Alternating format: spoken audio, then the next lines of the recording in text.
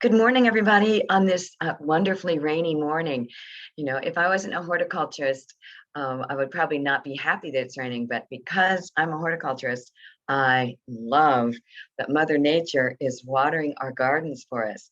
So we still have 10 minutes to get started, and I've got some really fun information for you, some great announcements of what's coming up.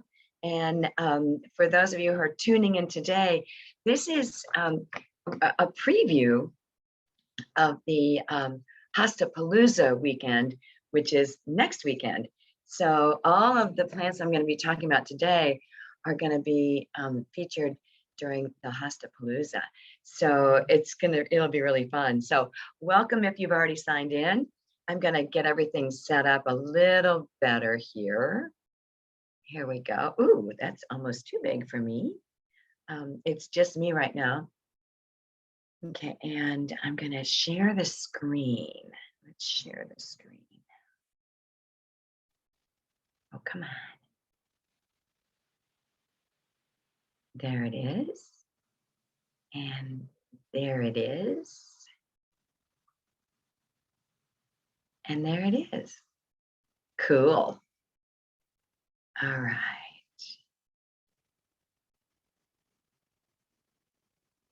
I think I'll just leave it like that.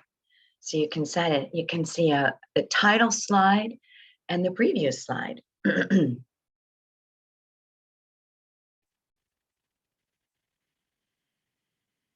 Cool.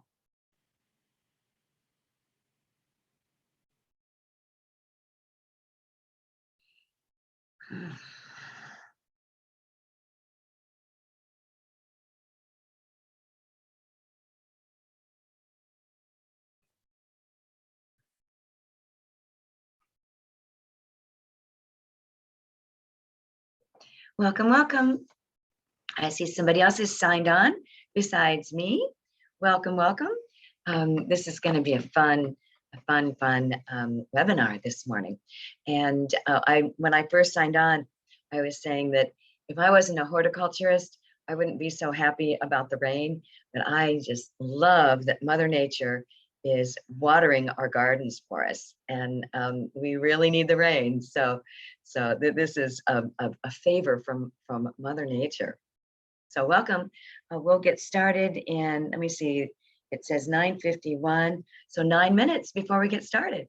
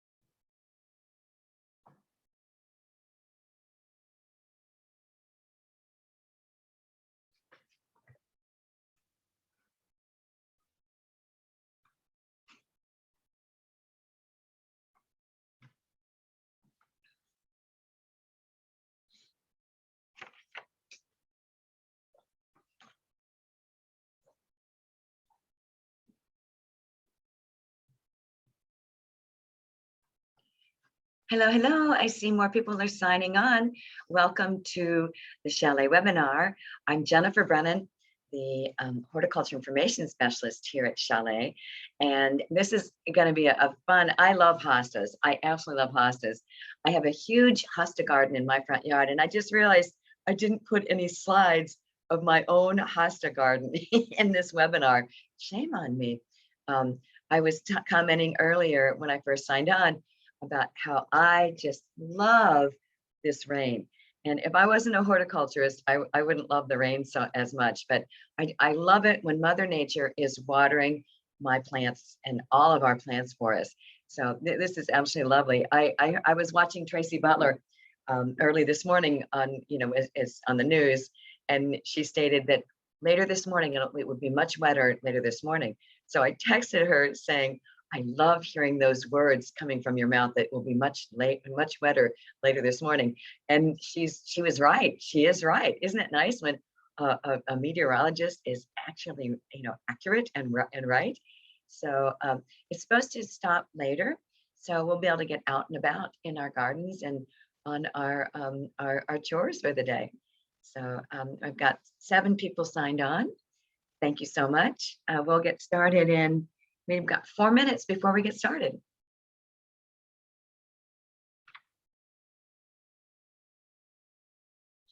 Okay. And I'm hoping everyone has figured out how our marketing department is doing it these days, where you get the email with the link to log on to the Zoom, and then there's an attachment, and that it's a PDF attachment, and you just download that, and that's the handout. And this has all of the details that are going to be on the PowerPoint about all the especially all the different hostas. So let me see, 3 minutes, and we'll get started. I've got people are logging on and clicking on as the minutes pass. Welcome, welcome. It's nice to have you back at the in the webinar here. As much as we've all been Zoomed to death because of this COVID situation, it is a nice option. You didn't have to drive here in the rain, and you can watch this. We save all of these webinars on the Chalet YouTube page, and you can log into YouTube anytime and always watch the webinars at your convenience, and there's no charge. So, people are really logging in. Welcome. Good morning. Good morning. I'm Jennifer Brennan, the horticulture information specialist here at Chalet, and this is a webinar on hostas. And it's really, the timing is really fun. This weekend we're having the Fresh from the Farm feature, and we've got 2 really lovely hostas included in that. And then next weekend is our Hosta Palooza event, and it's going to be like the farm truck, where we have all the hostas out on the parking lot set up before the store opens, and we'll be selling them until they're gone. So the nice thing is, all the ones that are going to be featured in the Hosta Palooza event are in this handout, with all the descriptions. So you'll be able to kind of make your shopping list before Hostapalooza starts. Okay, one more minute, and I'll do my public service announcements, and we'll get going for the presentation today. And people are signing on. Welcome, welcome, welcome to the Hosta webinar. I'm Jennifer Brennan, the Horticulture Information Specialist here at Chalet. 31 years, boy. It's a good thing I do hair color. I say that all the time. I have 8 great aunts, and that would haunt me. They're all deceased. They're all in heaven, and they would haunt me at night if I stopped doing my hair color. That's one of the benefits or problems if you grow up down south. You know, you're not allowed to let yourself slip if you're female. I have 3 sisters, so there's 4 of us girls in the family, and we all do our hair color. Okay. All right. It is 10 o'clock. So welcome everybody to the Chalet webinar on hostas. And I'm going to give you some public service announcements. We started this out as wanting to do the top 10 hostas. And then, we just said, well, there's going to be a few more added on. And so, I'll tell you which ones are my favorite top 10. I'll tell you which ones are the top 10 sellers here at Chalet. But now, this weekend, we're having a summer plant sale, and the spring blooming trees and shrubs are all 30% off, and they're all marked. They have sale tags on them out in the nursery. So when you're walking around, and they're not in one location, they're staged, and they're in the location where they were living, all season. So it gets us to get you to walk all around, to look at everything. Now, the 40% off farm fresh from the farm sale items are 2 different hostas, and I'll be describing those in just a few seconds. One is called Lakeside Paisley Print, and the other is Francie. Francie is one of the very best in the top 10. And you'll see the description on it in just in a few minutes. Then also 40% off are all in stock coral bells, all the heuchera, they're all 40% off. And then all of the astilbes that are in stock are also 40% off. And then the 1 gallon size Shasta daisies, and they're located in the Fresh from the Farm exhibit area, right in the center of the nursery when you walk in on that main aisle. And they're also 40% off, and they're all labeled very, very, very obviously. Now, next weekend is Hostapalooza, and there are huge discounts on all the hostas that we have in stock all weekend long. So that's going to be Saturday and Sunday. I think it's Friday too. I should know that. Ooh, shame on me. Okay, so and you have the list on the handout right here of all those varieties, and I'm just going to go ahead and get started. I should have been. Oh, excuse me, I didn't do this right. Hold on. But this reminds me. I'm going to do the presentation, and then I'll answer your questions afterwards. So please post your questions in the Q&A column, or, rather than the what do we call that other thing? Oh, Jenny, hold on. The other one is, okay. What I'm going to do is, here, let's do this first. Okay.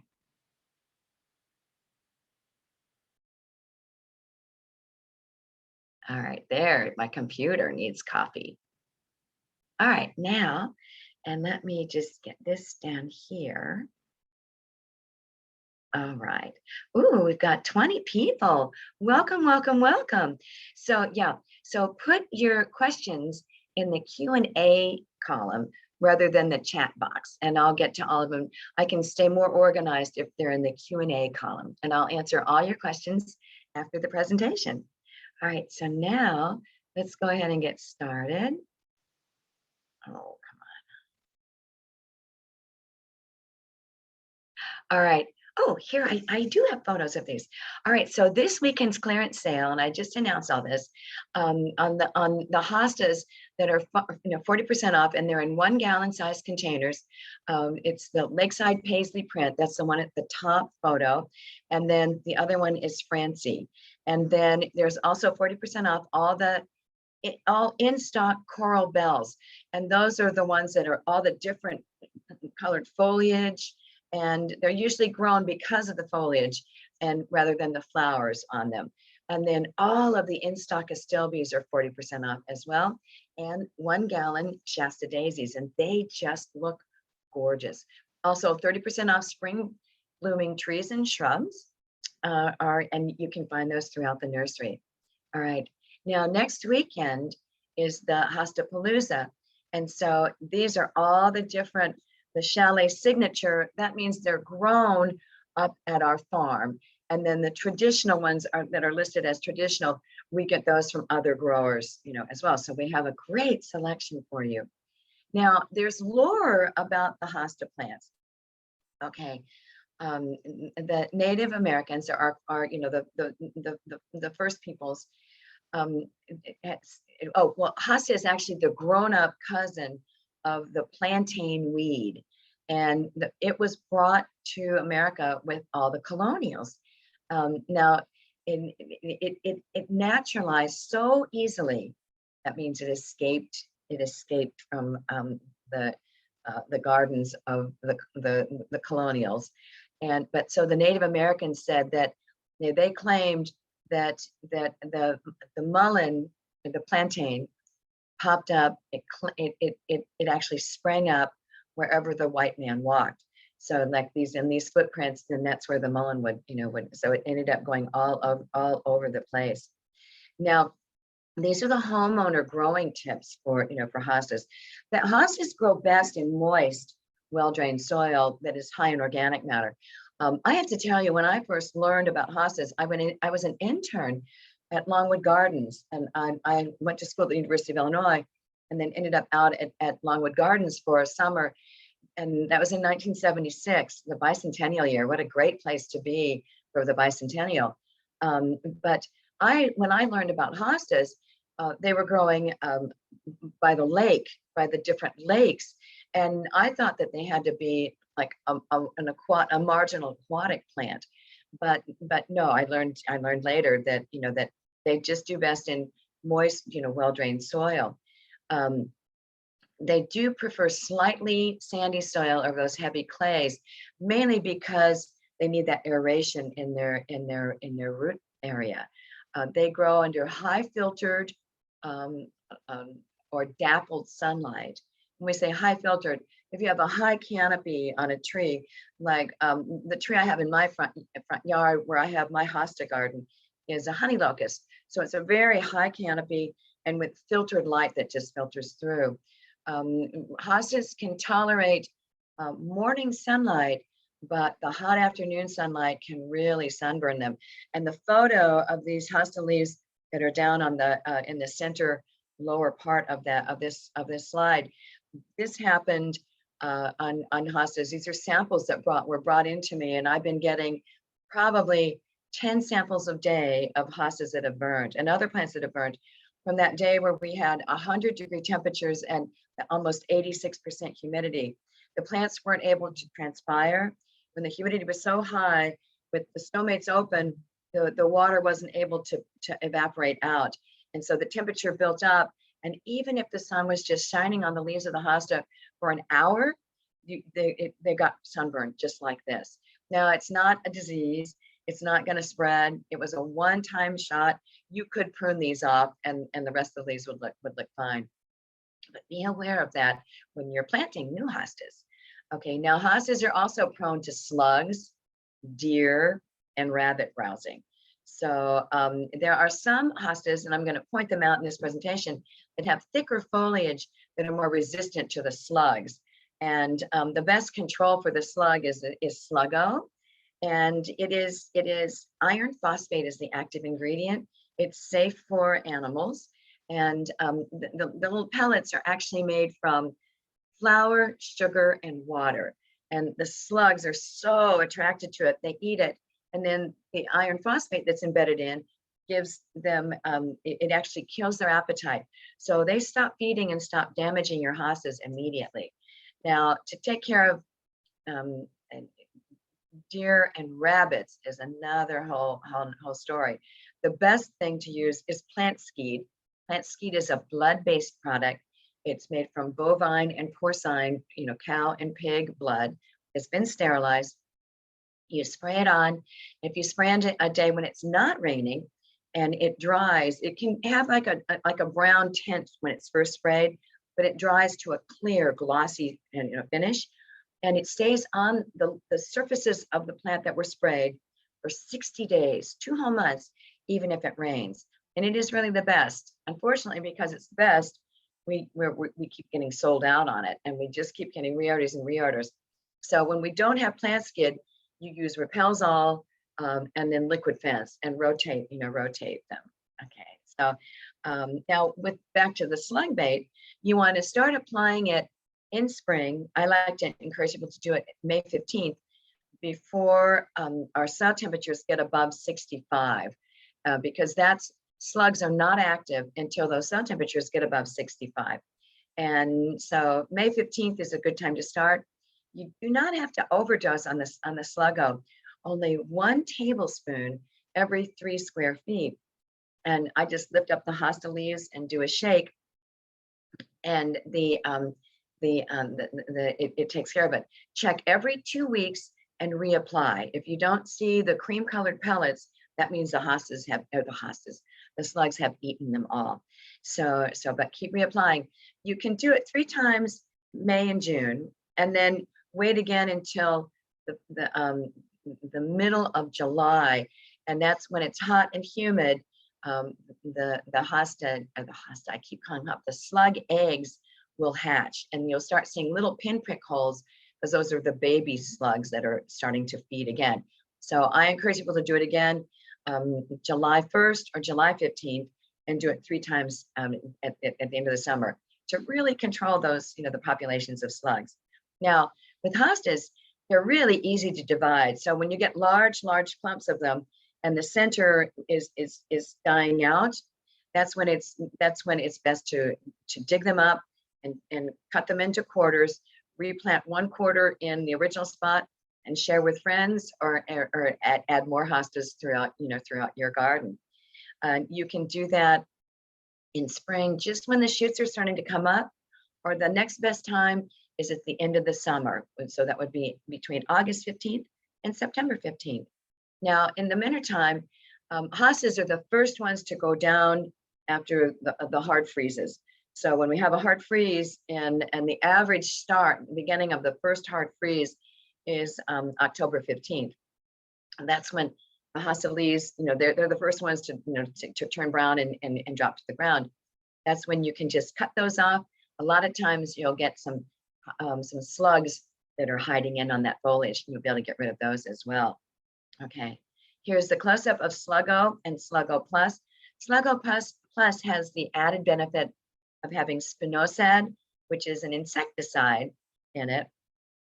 And when insects, like the ground-dwelling insects like the earwigs, the pill bugs, the cutworms, slugs, and snails, when they crawl through it, and if they ingest it, then it gives them kind of like a stomach flu, and then they stop feeding, and then they die. So it's nice to have something that will take care of both the insects, the ground-dwelling insects, and also the slugs. It's earthly natural. Okay. Pardon me. These are all the hostas that we're going to have featured for Hostapalooza.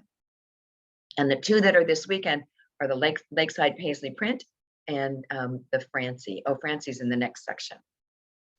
Now, here we go. We're going to get started. Christmas tree. Now, this one is 20 inches tall and almost 4 feet wide. Excuse me, I'm going to get a sip of coffee.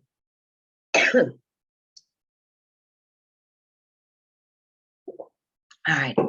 Again, full sun, full shade or part shade. They're hardy down to zone 3. So what's kind of neat about this is one of those plants, one of those perennials that we break the rule and say you could grow this in a container. It would be a big container, but it would stay hardy. The flowers on this are pale lavender. And I love this because they go straight up and they're very large flowers. They have these beautiful dark green leaves, and they have that thin yellow margin that fades to a creamy white. You can see it looks creamy white here. On a few of the leaves, and you can see in this photo, the margins streak into the center of the leaf. It forms a beautiful, very full mound of rounded leaves, and then they're mildly cupped.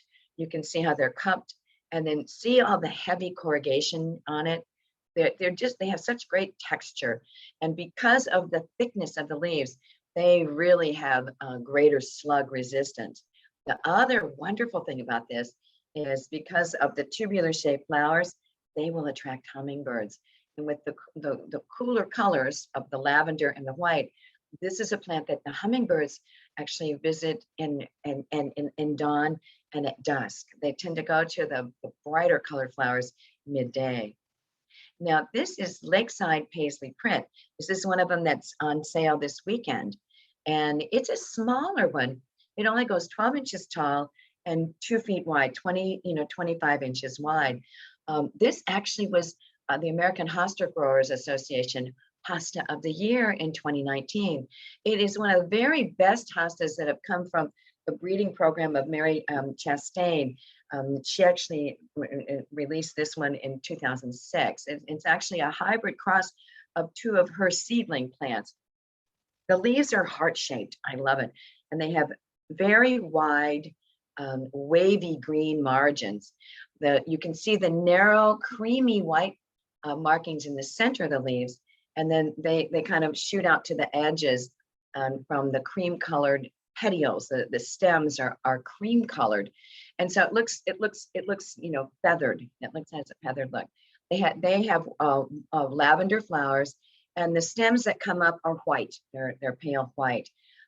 This is really a desirable hosta because it has such wonderful.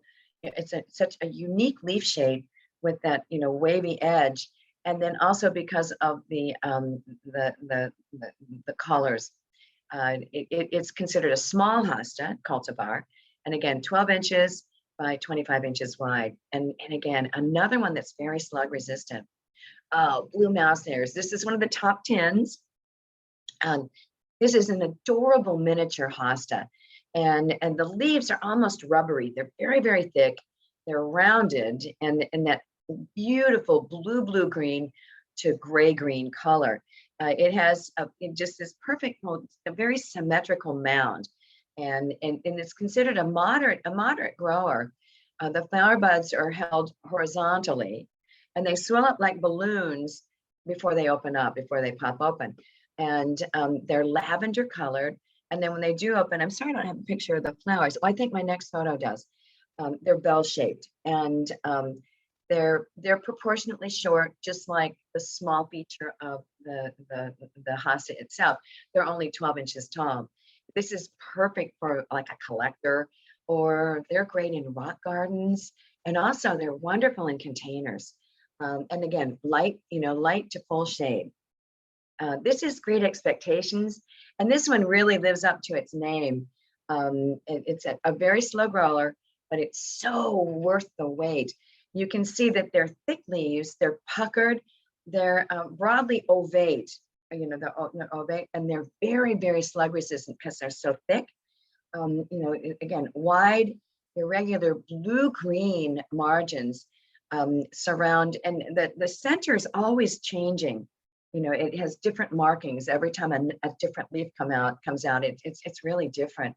And then they start out chartreuse in the spring, and they turn to a yellow midsummer, and then a real creamy yellow, and then finally white, at the very end of the summer. And the colors vary depending on the light levels. The brighter the light, the more white the center markings will get. They actually, it's like a fern green streaks are kind of painted between the margin and the center of each leaf. So again, every leaf is just completely unique. And you have, look at the flower spike. They're dense masses of white flowers, and it's just above the foliage. You don't have these real tall scapes. It's only about 24 inches tall, and it's an early bloomer, a really bloomer. And this is actually a sport of one of our classics, the Ciboliana elegans. High society. This is a cute little one. It's only 8 inches tall and 15 inches wide. It's actually a sport of June, and June's a bigger size. These leaves emerge neon, with this neon blue margin that surround that bright yellow center. And you can see how different it photographs differently depending on what kind of camera and lens that you have. We used to say it was the film, the film that caused that. But okay, so now the center of each of the leaves, it slowly turns bright white by the end of the summer, and where the margins overlap it. Pale lavender flowers, and it's a late bloomer, late summer bloom. And it's just an elegant hosta, that actually I think this can really steal the show, just like June will steal the show. And this is gonna squeeze in to be one of the top 10s. It's small, and blue and yellow, turning white, and very very much of a standout hosta. Oh, First Frost. I love this one. And then I've got the details on this one. This is a sport of halcyon. It has that same intense, the blue-green is in the center of the leaf, just like halcyon.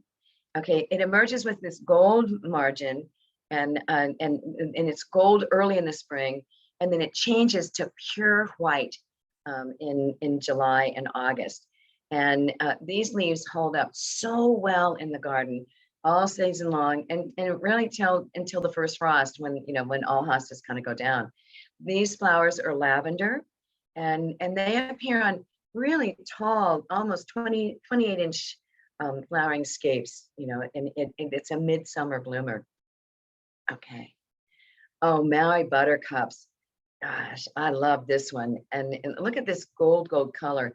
It is one of the very best small yellow hostas, and bright gold. They're only about 5 inches long, and equally as wide. They're rounded. They're deeply cupped, and you can see all the corrugation on it. All that great texture. They're very heavy substance, very very thick. So another incredible resistance to slugs. They have nearly white flowers, and the flower spikes are only about 18 inches tall. They're some of the really popular hostas. Oh, I love this one. This is Big Daddy, and the name makes you think it's going to be great big. Well, you can see how big the leaves are because of the hand, that's being held over this one. They also are mildly cupped, again, also corrugated. I love the white flower. These get 2 feet tall and 3 to 4 feet wide. So I have one of these right at my front entrance. As I'm walking out my door, I see it every morning, and it's just a beautifully exceptional hosta for massing. You can really mass these nicely, and it's good for edging foundation beds. This is especially good under low windows because it won't block your window. And it's real popular for side yards and urban areas, where you have multi-story buildings. So and then this is a great one in pots. It works really well in pots. And again, that blue-green foliage is excellent, very mounding, and it has these, incredible white flowers. This one attracts hummingbirds, great clump former. And then the plants that it goes well with are coral bells, the lungwort or pulmonaria, astilbes, evergreen Solomon seal, and also columbine.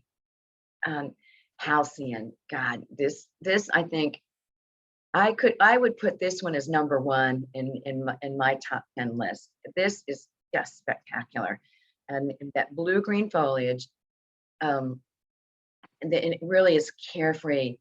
Blue green foliage that are very heavily textured. They're spear shaped. You know, they have, see the pointed, and so that's what makes them look so unique. And we have these beautiful bell-shaped flowers that kind of hang down, and they're on very long scapes. The scapes are about 24 to 30 inches tall, and it's not as vase-shaped as the Crosso regal, which is in its heritage, and this one is more and more spreading. It does require time. This is one of those hostas that takes about 3 to 5 years to really reach its mature size and mature shape. So and make sure you keep them well watered. They do benefit from, you know, a good fertilizer. I like to use the bud and bloom booster on it because it has that high phosphorus that really helps the roots form, and it helps support the, you know, the top ground. It doesn't push them too hard.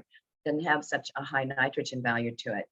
And this halcyon is a merit award winner, not only here in the United States with the different hosta societies, but also in the United Kingdom, over in the UK. Regal Splendor. This has been around, gosh, for a long time. I love this one. And see how it has more upright. You can see the stems. So it tends to be more vase-shaped. So this is when I was talking about other ones not being quite as, you know, vase-shaped. But this one, let me just go to the next slide, has these long pointed, almost frosty blue leaves. And with that very narrow edge on it, it's creamy yellow that will, you know, change to ivory by the end of the growing season. And again, this is a sport of Crosso regal, which is why I showed you that earlier. But this has that same upright base-shaped mound of the foliage. The flowers on this one are lavender, also bell-shaped, kind of hanging down, and they appear on like 5 to 6 foot scapes, and they get really tall, which is so fun. Like in the middle of a great big hosta bed, it really stands up and kind of waves at you, saying, "Look at me, look at me." There's another one that I love. That it was derived from this heritage, and it's called Victory. And we don't have that one, but I shouldn't even talk about it. Sorry. Fragrant Bouquet. This is wonderful because the flowers are so fragrant. This one is more sun tolerant than all the other varieties. It's a very large growing hosta. I should have the size on it. I don't think I have the size on this one. Okay, the leaves are light apple green, you know, color with that pale yellow to cream colored margin. And you'll see the yellow and cream on the same leaf. You can see how the foliage is kind of wavy and very broadly ovate pointed. And again, very thick. So we call that good substance. So you don't have as much slug damage to it at all. The flowers are huge, very fragrant white. I love the white color, and on very tall stems, that are just above the plant. Again, they'll attract hummingbirds. It's really a great choice to brighten up a shady area. And it was named the Hosta of the Year by the American Hosta Growers in 1998. So that's as long as I've been here. Again, it'll attract hummingbirds. It is resistant to the rabbits because of the thickness. Again, low maintenance. The foliage and the flowers are really good for doing as cuts in a vase. Okay. Now, these are additional varieties that we're going to be having again for Hostapalooza. Francie is one that is featured this weekend at 40% off. And These are some of the best stand. Now June, here's June. I was referring to June with some, as being related to some of the other features. June is just, look at this, look at the great foliage variegation, and then these lavender flowers. It's a sport of halcyon. It has these pointed ovate leaves with that just beautiful variegation, and these wide streaked blue-green margins with those chartreuse centers, and then those leaf centers become light gold as the summer progresses, and if there's more sun exposure, on it. And but the neat thing is it stays a true chartreuse in the shade. Very heavy substance, so they're very, very slug resistant. And then again, the flowers are like a pale bluish lavender, and then the stems for those are about 20 inches. I love June. I have always loved June. Okay, here's Royal Standard.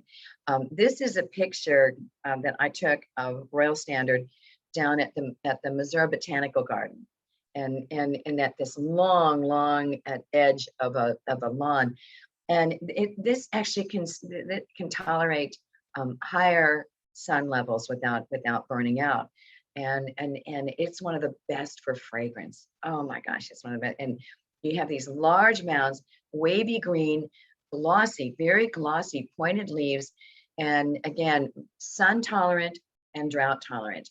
These white flowers appear on 40-inch scapes, almost 4 feet tall in late summer. It's like end of summer, and the fragrance on these is most pronounced in the evening.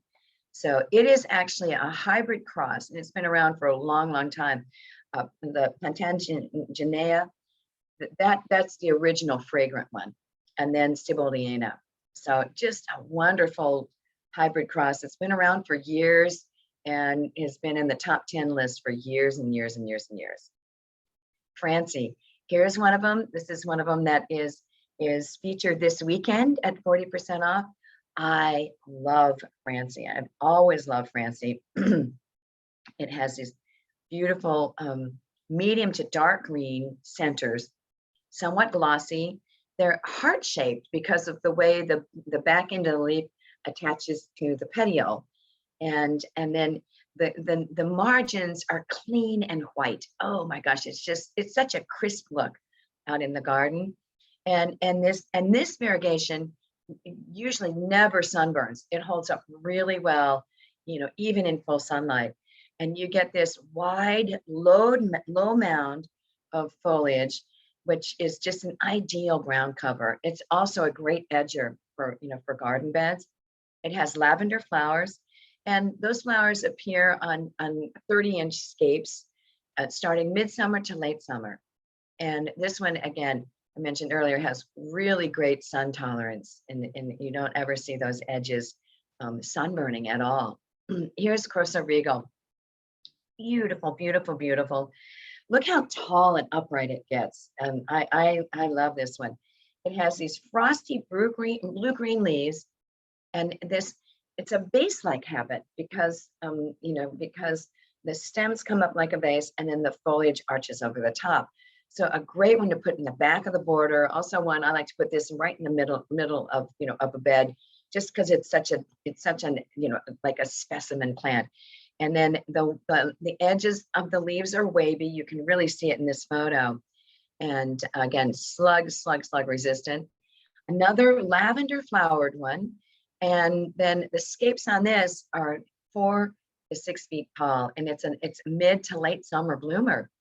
Again, it attracts songbirds and hummingbirds. And then occasionally, this one develops kind of an orange yellow fall color.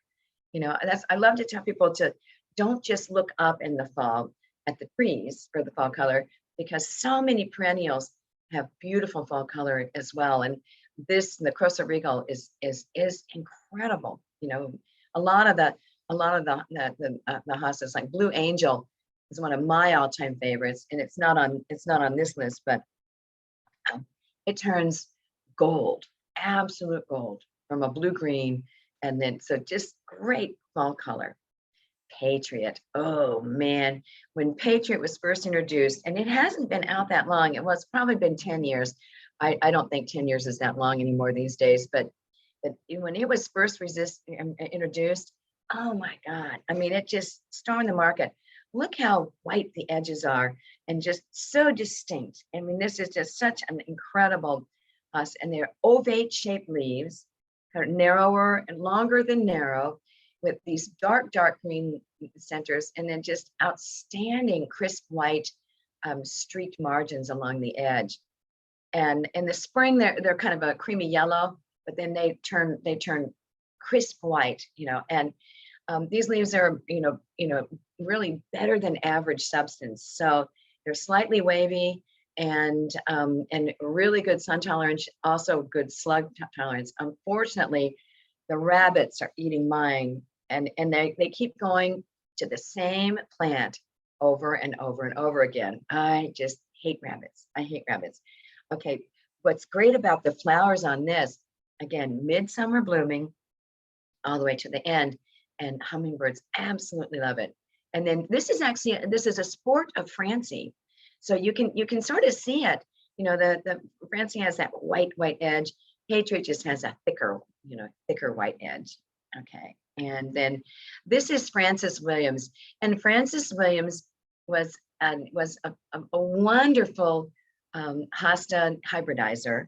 And she was one of the first ones to come up with this variegated foliage with the chartreuse edges. I have 3 of these. These get really big.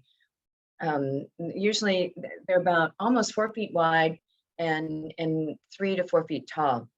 And they have the chartreuse yellow margins. And as the plant gets more and more mature, the margins get wider and wider and wider. The leaves are corrugated and then very thick, so very slug resistant. And then you just have this bold, rugged foliage that it almost seems indestructible.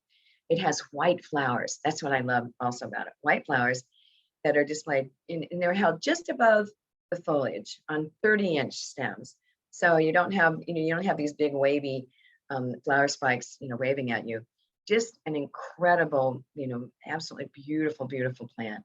And it's going to be on sale at Hostapalooza. Here's some more photos of Francis Williams. Isn't this just spectacular? I mean, a beautiful plant named after a delightful woman. I got to meet her years and years ago, and through the Perennial Plant Association. But just delightful, just and gorgeous plant.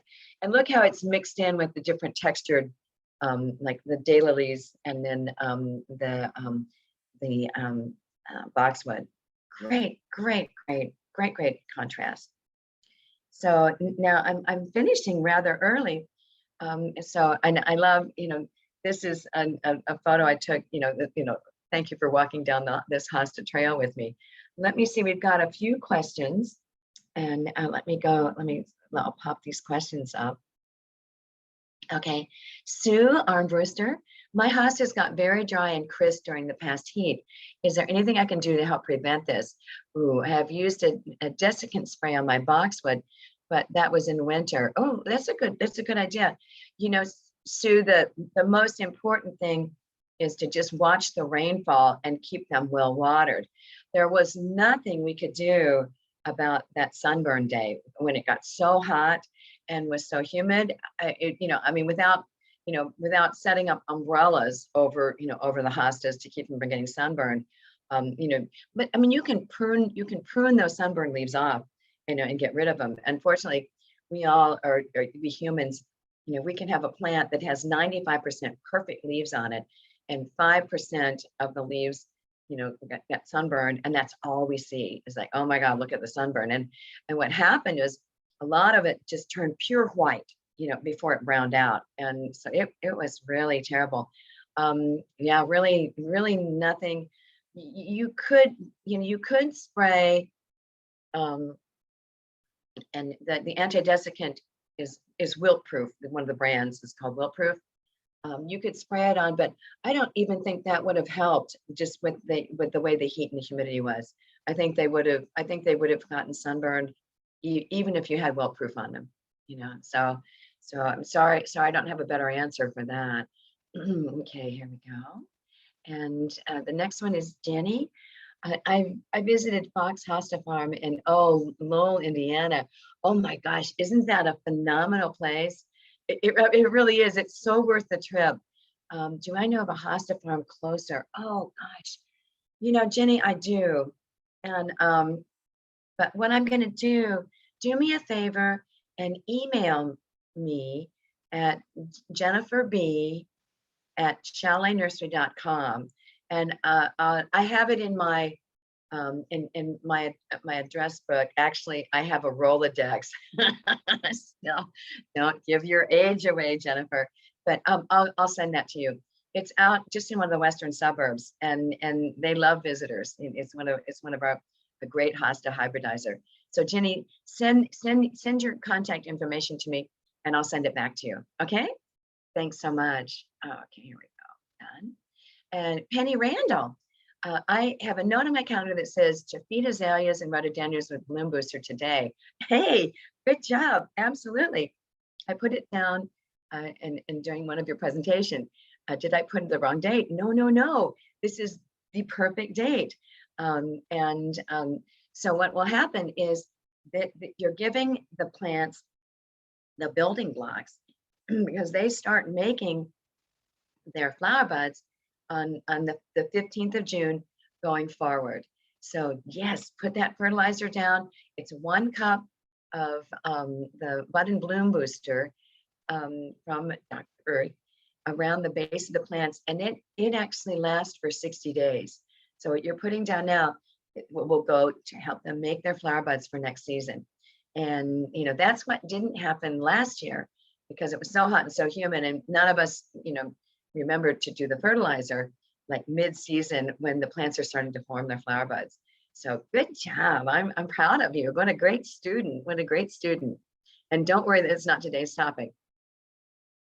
Okay. And then Sedona, Stesney, would it be, what would the best hosta type be for heavy clay soil? Oh, that's a great question. Blue Angel is a great one for heavy clay.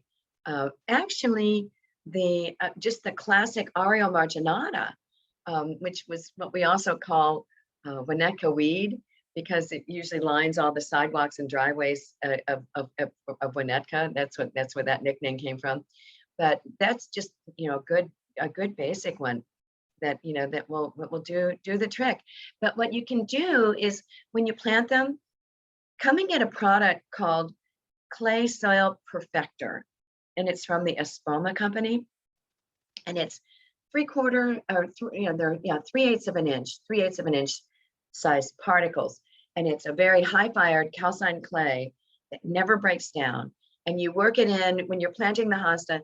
Put 1 inch or 2 inches in the bottom of the hole you've dug. Dig it in so it's mixed in with the soil, and then mix it with the backfill. So whatever digging utensil you're using, whether it's a trowel or a shovel, it's 1 scoop of the clay soil perfector and 4 scoops of the soil. Mix that all together and use that as the backfill around the root system, and that will give it a really good, the soil will help aerate the soil because that calcined clay absorbs excess moisture, and then when it releases it in and when it dries out, it pulls oxygen down into the soil and aerates the soil. So it's called Espoma brand Clay Soil Perfector, PERFECTOR, perfecting the soil, perfector. Okay, excellent question, excellent question. All right, and this is Janet Sherwitz. I think it's Janet, right? Hi, Jennifer. Hi. What's the difference between a sport and a variety? Oh, that's a great question. Okay, a sport means that it's a mutation of an existing plant. So like June, a sport of June, what a hybridizer was watching or a grower was watching was, you know, they noticed that there was a completely different leaf pattern on one of their Junes, and that meant that part of the plant mutated, and and that's what we call a sport. And so when they notice that, they'll take a cutting of that particular leaf, probably tissue cultured it, so they get lots and lots of the cells, and then propagating it vegetatively so it comes true to to type. Now varieties can be when people hybridize, and then they grow out the seedlings, and then they see that's it's a completely different look, and then they name it, so it's a named variety. So, and it's different from either of the parents. So, and it's kind of getting a little sticky, to talk about that with the hybridization. So there's a variety, and then there's also named cultivars. So, so that usually that means it's a variety that's been specifically named, and then it's been patented. The name has been patented. So a little too horticultural for y'all on that one. I didn't mean to do that to you. Okay, thanks for great question though. All right, now again, Sedona again. Do you recommend fertilizing hostas? If so, when? That is a great question, Sedona.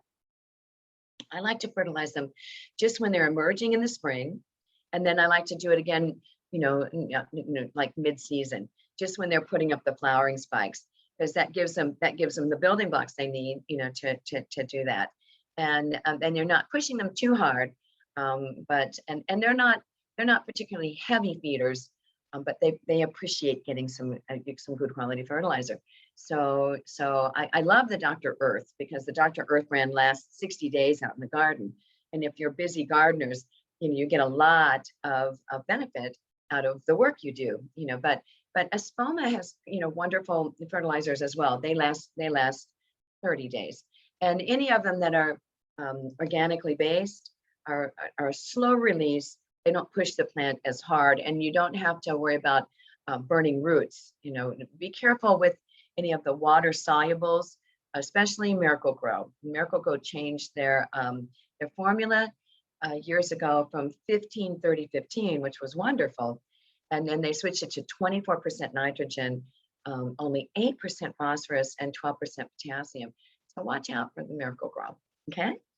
All right. And then with Miracle-Gro and the water solubles, you have to use those every week for them to be effective. And so anytime you can put an application down and have it last for 2 months, holy smokes, that's what I like to recommend to make it more fun and make you more successful. Okay, great question, Sedona. Okay, then this is, oh, hi, Doris. What large variety do you currently have in stock that is best for full shade? Oh my goodness. Well, all of them. And then next week, all the ones I've listed on here will be in.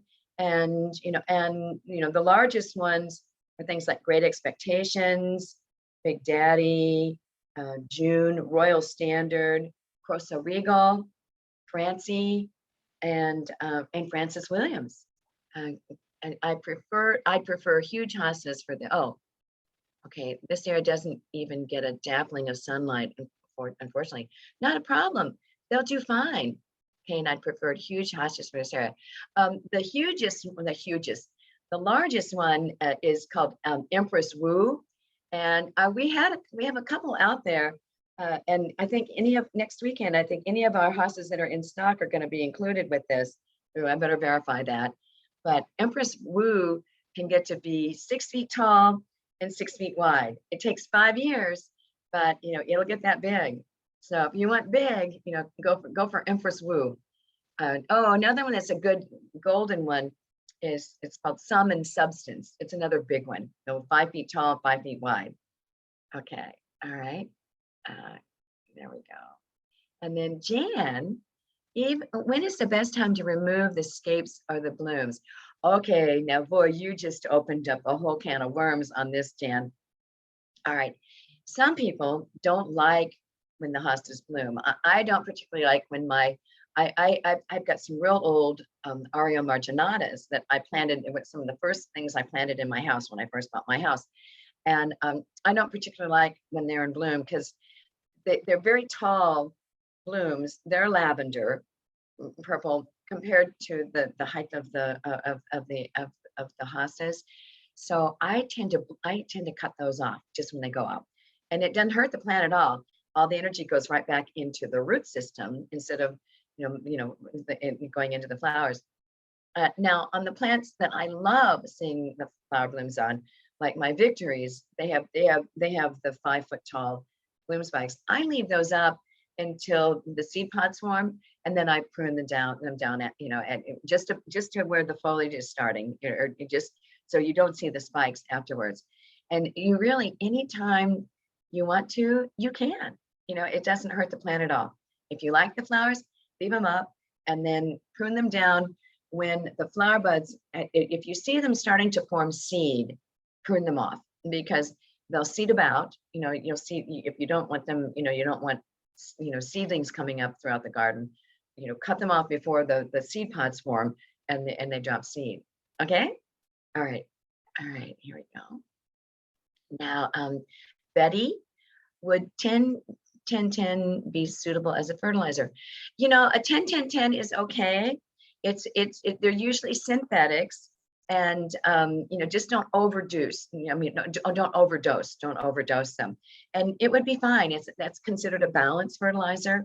Most of those synthetics will last 30 days, and so I know Espoma's got a very good one, and I think even Dr. Earth has a 10-10-10. So yeah, any fertilizer is better than none. And I better verify that, except for Miracle Grow. So if you have it, use it. Okay, thanks. And then sign off on this one. And then this is Anna. What happened to Lemon Daddy? Okay, mine hasn't bloomed in 2 to 3 years. Okay, Anna, the Lemon Daddy, I have a feeling that it might not be blooming. Number one, it might be overgrown, or if it's gotten too, it needs to be divided, or the last 2 years, a lot of the plants, because particularly last year, it was so hot and so dry. A lot of the plants didn't form their bloom because it was just so hot. I would recommend watering it more regularly, and then also try giving it some fertilizer, and give it a fertilizer with a higher phosphorus, like the Dr. Earth Bud and Bloom Booster. And I think it should work. Okay. All right. And I'm watching. Well, it's 10 minutes early, and there's nothing wrong with finishing a little early. I'm just checking to see. I'm going to minimize the Q&A. Everyone was good and didn't use the chat box. Hold on. We still have 24 people. Thank you. Please take advantage of the wonderful promotions that we're offering, and say hi when you come in to Chalet. And I love seeing you all in person. And everybody, thank you for sharing the webinar with me. Oh, here's one more Q&A. Marcia, hi. Thank you for a great class. I've loved learning some of the Hosta description. Thank you for thanking me. I appreciate it greatly. Okay, everybody, take care. And oh, here's another one. Another thank you from Doris. Thank you so much. Okay, all right.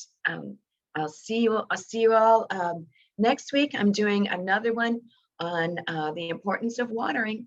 Okay, so you all take care. Bye now. And I don't know what this one thing is here. Here we go. And I'm stopping the share. Ooh, there I am on the full screen. And oh, one more question popped up. Let me see that. Oh, Jan said thanks. Thank you, Jan. All right. Thank you, everybody. See you next week.